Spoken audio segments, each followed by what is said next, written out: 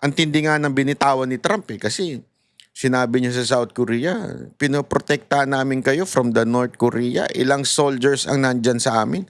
Ngayon humingi kami ng tulong, ayaw nyo.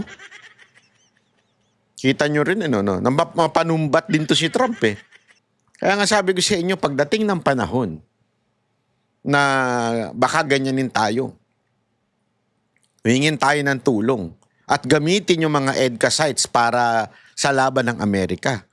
At pag tayo tumanggi, naku po. At sa tingin nyo, tatanggi si Marcos? Naku po, malabo. Hindi natin alam, kaya kailangan talaga magsalita.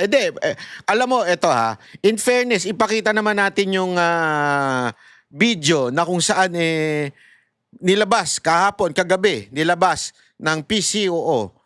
Di pala PCOO, PCO. Di ba?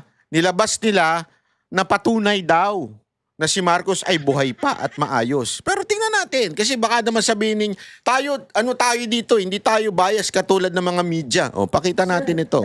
Ayan ang kanilang nilabas. Wait lang. Pakita natin ng malaki. Kasi ako, sabi ko nga sa inyo, kung sinasabihan nila dati AI, baka AI din to. Diba? Pakinggan natin, ha? Yeah. So, ang tanong natin, sir, isa't kalahating oras. So, para sa mga kababayan nagmamahal sa iyo, sir, kamusta Wala. po ang kalusugan? Wala nagmamahal sa kanya. Sinungaling. Doon pa lang sinungaling ka na So, dahil doon, hindi na namin paniniwalaan niya kasi doon pa lang sinungaling ka na Ganun pa rin. Yun na nga, kasi I'm struggling kasi ayoko tumaba ulit. Nawala na yung taba ko, baka babalik. So that's what I'm taking care of. But I want to magpapasalamat naman ako sa mga nag-aalala sa akin.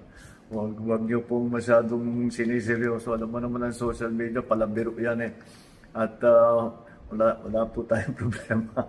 I'm back to my regular exercise. I've been back to my regular routine for the last 3 months na ito na patuloy lang yung aking ginagawa. Doing my usual watching my health, making sure that I'm always ready to do the work. So, yung diet nyo, sir, wala na. regular na, okay na po? Wala nang bawal. Matagal nang wala na. Burger. More than 1 month na ako walang bawal. Actually, wala naman talagang bawal.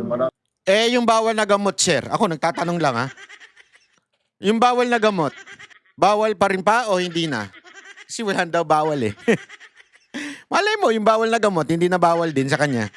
Hindi, ako nagtatanong lang. Nagtatanong lang tayo. May suggestion naman, iwasan mo itong ganito, iwasan mo yung masyadong mantikain, pero wala na yun, hindi ko na masyadong iniisip na yun. Yun. Yun yung video na nilabas. Anong proof noon na April 8 nangyari yun? Anong proof noon na April 8 na nangyari yun? Di ba? Anong proof? Anong proof? Wala. Walang Sir, proof. The meeting lasted for more than 1.5 hours. Yeah. So, ang tanong natin, sir, isa't kalahating oras. So, para sa mga kababayan na Kasi kung meron yan, pwede sanang dyaryo May ganun Di ba?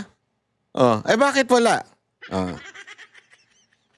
Kasi nga, maaari, hindi ko sinasabi kung totoo, maaari luma yung video, o maaari din AI yung video.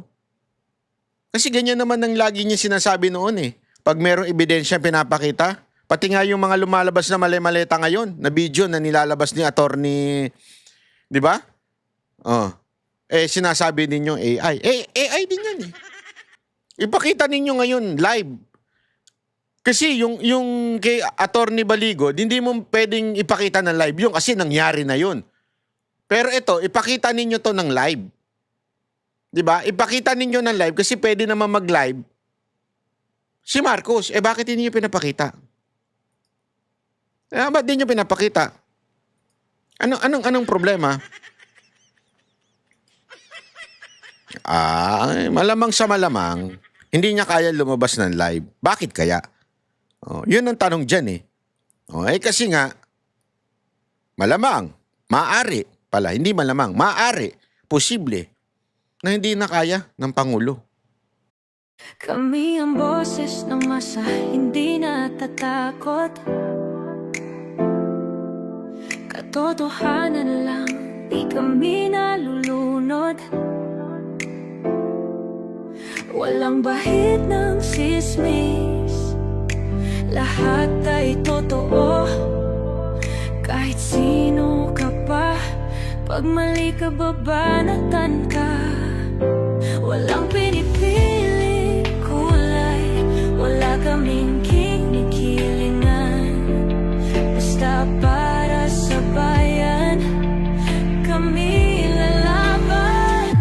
Pag tama palakpakan, pag mali banatan. Di matitinag, di matatakot, para sa bayan tuloy ang sigaw.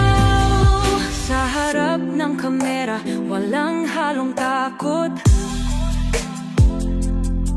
Mga baluktot, lahat kayo'y tutumba. Ang hustisya at